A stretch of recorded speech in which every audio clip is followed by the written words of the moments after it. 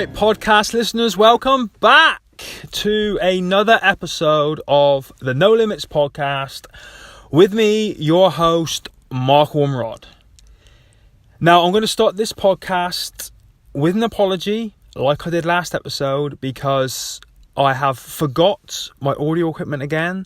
So the audio quality of this episode may not be as good as it should be, but if you listen to the first couple of episodes, you will already know that the whole idea behind this podcast is that wherever I am in the country, whatever it is I'm doing, whenever the mood takes me and something pops in my head that I want to share with the world, I pull over in my car, jump in my hotel room, and I just spit it into this phone. That's happened today. Unfortunately, I don't have the equipment with me, so the audio is a little bit worse than it should be, but don't let that affect it, because I've got something which I think is really, really cool to talk about, and I felt compelled to get on and share it with you guys. So at the minute, I am at the Commando Training Centre in Exmouth. For those of you that don't know, this is where all Royal Marines come and are turned from recruits into fully fledged Royal Marines Commandos. And I come up here every couple of weeks with my Royal Marines Association hat on, and I speak to the recruits in week 28, and I give them a presentation about the Royal Marines Association and the Royal Marines charity, who we are, what we do, how we help people, who we've helped. I give them a few examples, and then I get them signed up and bought into the Royal Marines charity. But more importantly, I put it on their radar very early on in their careers, so if they or their families ever find themselves in times of need, then hopefully, after listening to me waffle on for a bit, they know where to come to get the help that they need. And I came up here this morning a lot earlier than I normally do, because I had a meeting with a very nice gentleman called Brigadier Jock Fraser, and we were meeting up to talk about how the work he does as a serving Royal Marines officer and the work I do as a retired Royal Marine working in the charity sector, how we can work together in certain areas and how we have crossover, and effectively we can do the most to help serving and retired Royal Marines. And you know, as normally happens, the conversation goes off in different directions and we start talking about different things. And he said something to me which I didn't know and which I found extremely interesting. And actually, when he was telling me, it gave me goosebumps, because I thought it was that much of an awesome idea. And I wanted to share it with you guys. Now, here at the Commando Training Centre, there is a place called Hunter Company. Now, Hunter Company is where you go when you're a recruit if you're injured during training. And when you're in Hunter Company, you will do rehabilitation, you will do lectures and military skills and all those other kind of things while you're getting better, while your injury is repairing itself, and while you're getting yourself ready to get back to full fitness and then to rejoin a troop and to continue with training. Now, I was very lucky when I came through training in the fact that I never got any injuries, so I never had to go to Hunter Company. It's something that I feel very grateful for, because it's hard enough getting through this place anyway. You know, in one hit the first time, it's a long old process. And I don't know mentally if I could have hacked it being in Hunter Company for any number of weeks and watching my troop go through training and progress and eventually pass out and become fully fledged commandos while I was still in training. So although I've never been there myself, I've often thought about it over the years, and I have a massive amount of respect for the lads that do go there and tough it out and have to go through that and deal with that mentally, of watching their friends and their troop progress and pass on and then eventually pass out. And just big shout out to those guys, because I honestly don't know if I had been put in there myself, if I would have been able to handle it. But anyway, I was speaking to Brigadier Fraser this morning, and he started telling me that in Hunter Company there's a quadrant in between the buildings. If you imagine just a group of buildings, and then from a bird's eye view looking down on them, smack bang in the middle, there's a square area, an outdoor area called the quadrant. And in the quadrant there is a bell.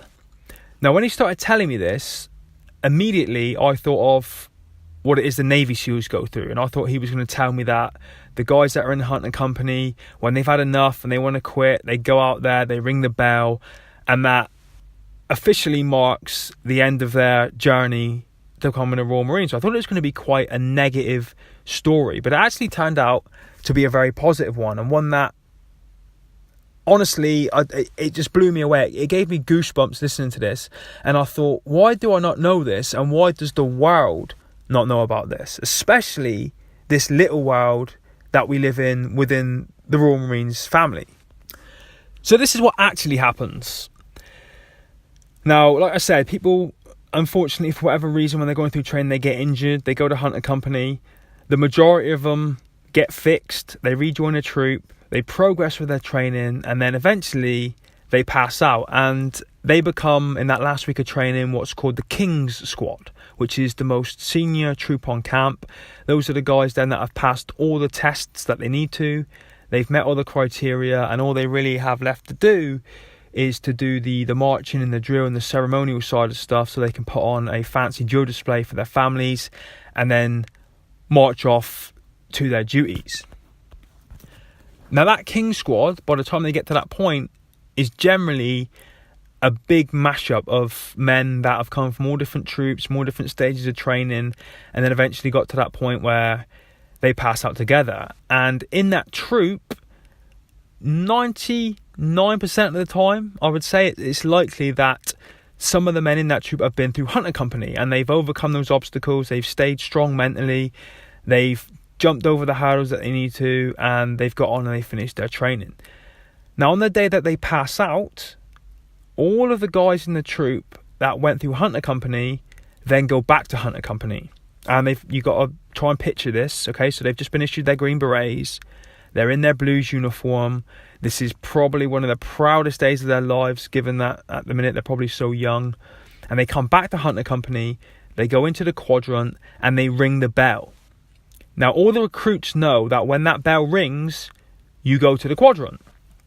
So they do, picture the scene, 3 or 4 of them, they march over there smart in their blues, berets on, go in hunter company, go out to the quadrant, ring the bell, and then a horde of recruits come piling into the quadrant to see what's going on. Now it's at that point that these guys that have been in hunter company then start telling the stories to the lads about how they were in hunter company and how they've been where they are and they've overcome it and it gets better, and then how they've gone on to now pass out of their training and become Royal Marines Commandos. Now when he told me that, I was like, wow, that is powerful stuff. Like I said, I was very fortunate in that I never went into hunter company, but I can imagine the mind games that go on in your head when you're in there, and some guys think they'll never get out of there. Some guys unfortunately won't, because their injuries won't heal enough to let them progress to training, but a lot of them do. And they'll be in there, and it can be very demoralising, I imagine, as I said, watching your friends progress and pass out of training. And you might just sit there and think, I can't do this anymore, I want to quit, I'm never going to get out of here, I'm never going to earn my green beret, I'm never going to live my dream and do what I set out to do.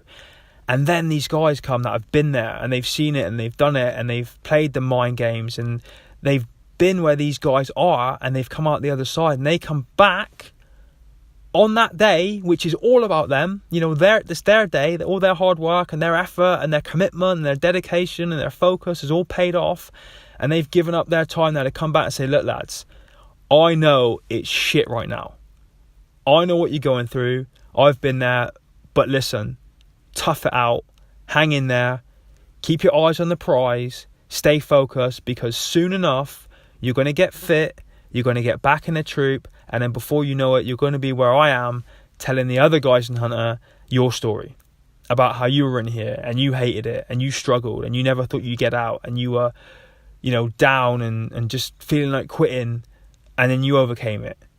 And I just sat there and I thought, this is phenomenal. And this is one of the many reasons why I love the Royal Marines. You know, this is an organisation that is always thinking, always evolving, always growing. The way they are with recruits now, the way they coach them and, you know, encourage them more. It's not all about thrashing people and kicking their ass anymore. It's coaching and encouraging and showing people how to get better and teaching them and, you know, getting the people to achieve what they all know they can achieve, you know, through encouragement and empowerment than anything else. You know, and I just thought that was incredible, and it really resonated with me with my situation now. How, you know, 10 years ago, I end up missing 3 limbs.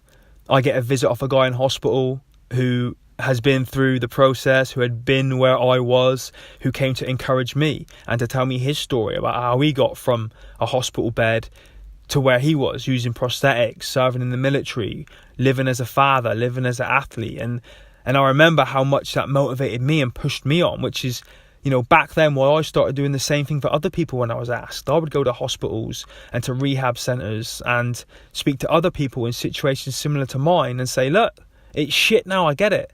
But I've been there, and with the right encouragement and the right support, the right prosthetics and technology, you know, this stuff, you can overcome it and you can live a really, really good life. And that story this morning just really blew me away. And I hope you can tell by the passion in my voice right now how much that really affected me. And I think it's so great that they do that. And I hope, I don't know how you measure this statistically, but I hope that if you can, the statistics reflect in it and show how much of a positive effect that has on these lads that are down and injured and out and, you know, feeling like quitting, and how much it affects them and gives them that drive to get up and to get on and to move forward. And it's just a really powerful analogy for life.